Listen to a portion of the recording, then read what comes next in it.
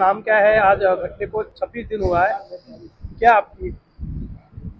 मैं बालचंद यादव, मेरा लड़का राकेश कुमार यादव 29 तारीख को यहाँ पे काम कर रहा था पोकलेन से।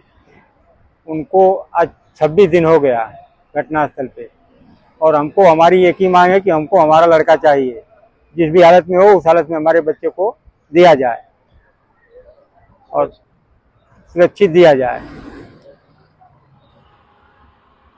सूर्या प्रकल्पाच्या पाईपलाईनच्या टनेलचं काम वर्सोवा ब्रिजच्या बाजूला सुरू होतं आणि या घटनेमध्ये राकेश यादव नावाचा जो चालक होता तो या ठिकाणी गाडण्यात आलेला। मी आपल्याला ही घटनास्थळ दाखवतोय।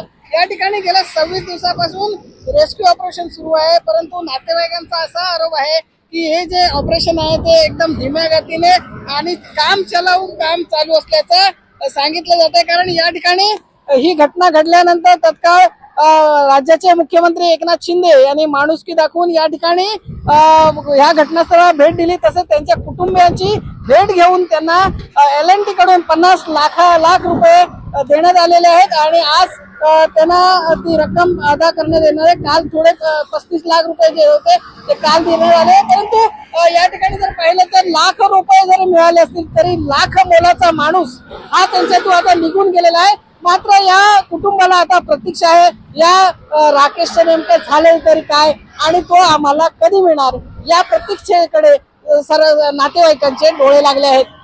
विजय देसाई, न्यूज 18 लोकमत, वसई।